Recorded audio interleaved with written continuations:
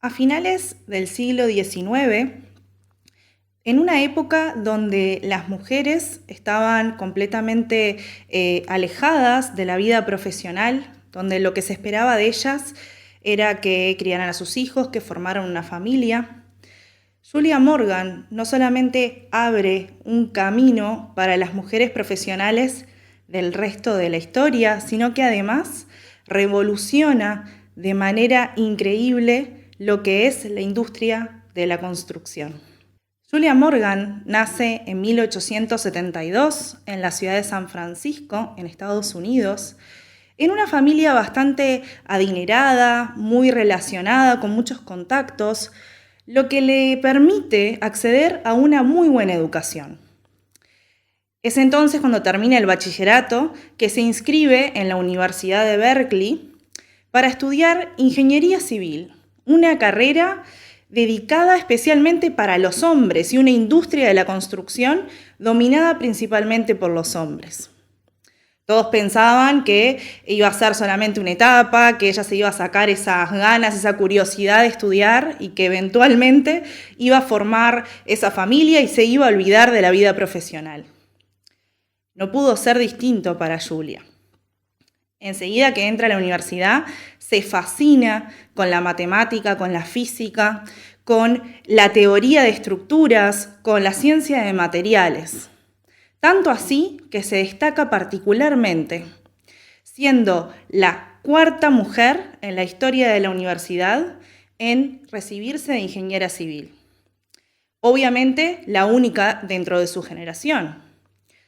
Igualmente llama la atención de uno de los profesores de la universidad, que también se convierte en su mentor, que es Bernard Maybeck, y que observa en ella que no solamente como el resto de sus compañeros estaba interesada en la ciencia de materiales, en la estabilidad de las estructuras, sino que además intentaba en sus diseños plasmar una armonía, buscar un cierto arte que combine con el ambiente, una funcionalidad dentro de lo que proyectaba.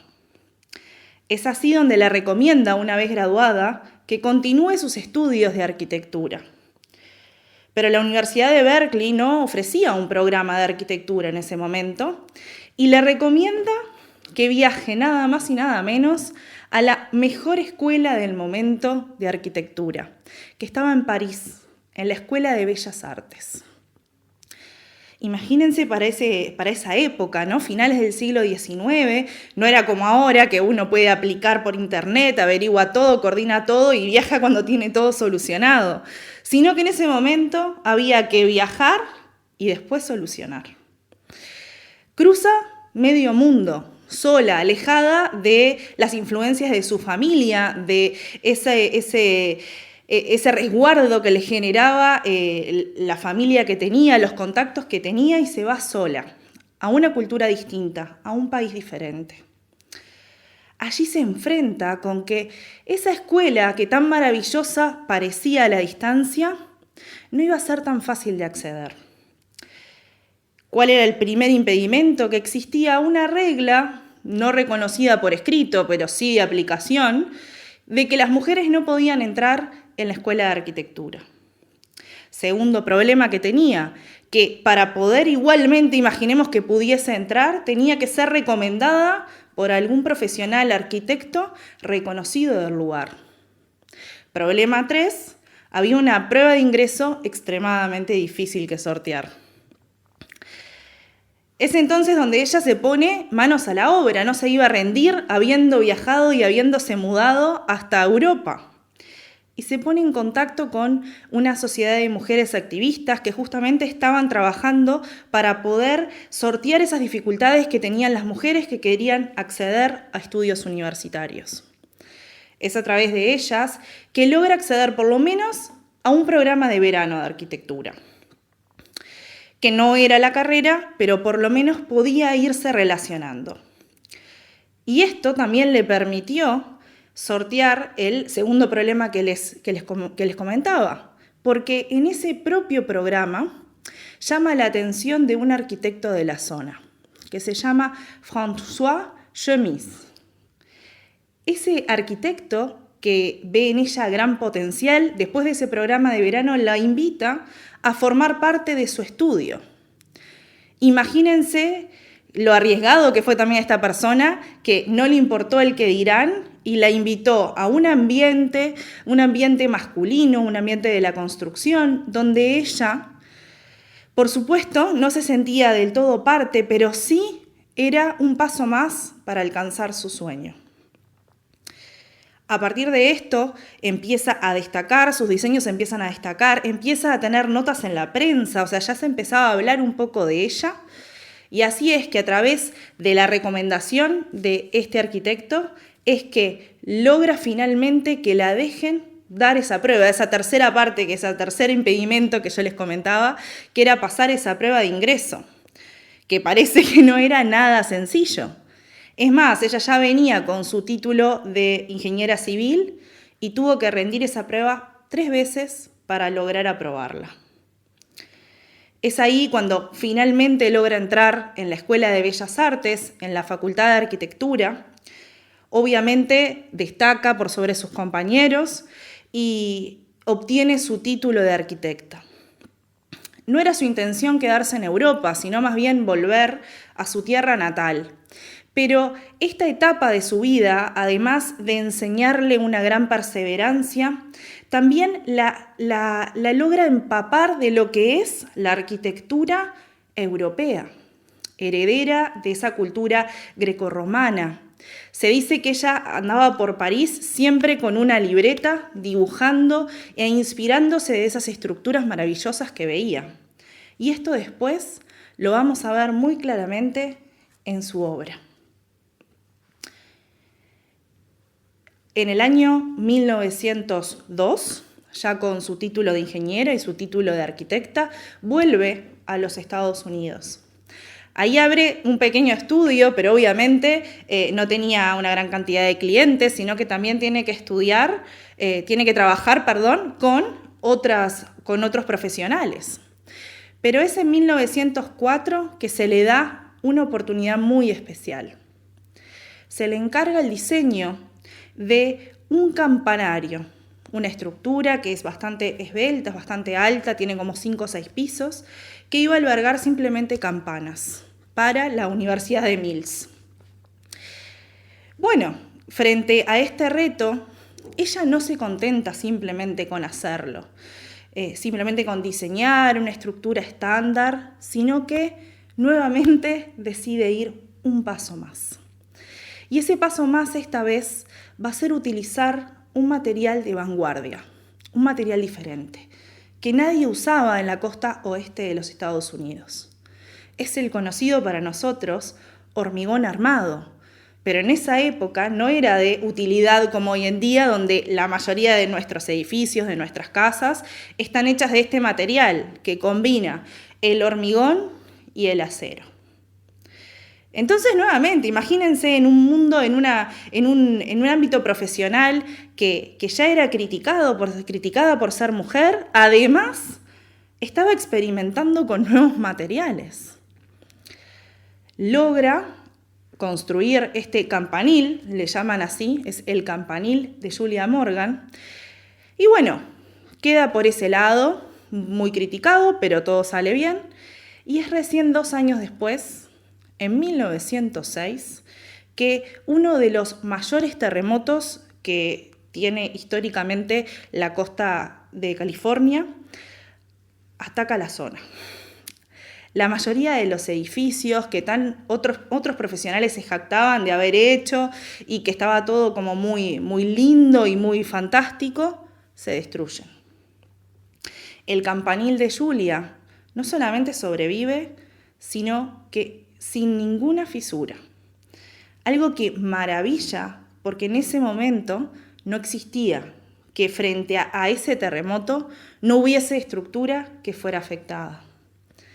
Imagínense sus compañeros, sus colegas, que finalmente tienen que empezar a reconocer la obra de Julia como algo maravilloso que iba a no solamente a revolucionar el momento, sino a marcar un camino para el futuro, para justamente poder trabajar con estas estructuras sismorresistentes como las conocemos hoy en día. Esta no va a ser, era solo el comienzo de su carrera, por supuesto. Estamos hablando de una Julia de aproximadamente 30 años, 30 y algo de años, tenía su carrera por delante. Y es en el mismo año, en 1906, donde en San Francisco se estaba inaugurando un hotel llamado Fairmount, que iba a ser, estaba toda la atención en ese hotel, un hotel muy grande, muy lindo, muy lujoso. Pero en ese mismo año, que no es un buen año realmente para la costa de San Francisco, ese hotel, días antes de su inauguración, que también iba a ser de hormigón armado, era todo un revuelo frente a que Julia se había animado con el campanil, otros compañeros se animaron a empezar a experimentar con este material, pero por un error eléctrico se incendia. Se incendia todo su interior y su exterior queda intacto.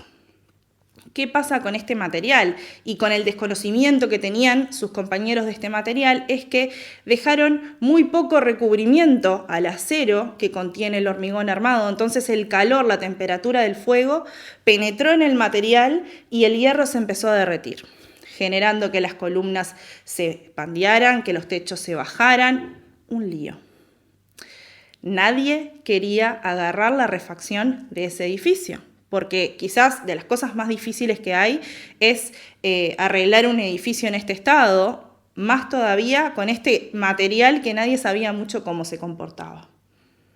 Se imaginarán que es Julia Morgan que con toda su valentía decide agarrar ese trabajo y refaccionar ese edificio. Este es un trabajo extremadamente puramente estructural para ella, no es que interviene en lo que es el diseño arquitectónico ni de interiores, sino que se concentra en la estructura en sí. Y no solo eso, sino que es una de las primeras veces, quizás de las primeras veces en la historia, que una mujer toma el frente de una obra. Porque hasta el momento eran diseños, eran planos, eran algunas visitas a la obra, pero siempre había un compañero que se encargaba de la gestión. En este caso lo hace directamente ella. Le dan un año de plazo, un plazo extremadamente acotado para lo que tenía que hacer. Y muestra no solamente una excelencia técnica, sino de un gran liderazgo, porque logra combinar de manera brillante los equipos de eléctrica, los equipos de sanitaria, la albañilería, todo lo que necesitaba para que en ese año pudiesen arreglar ese hotel y se pudiese inaugurar.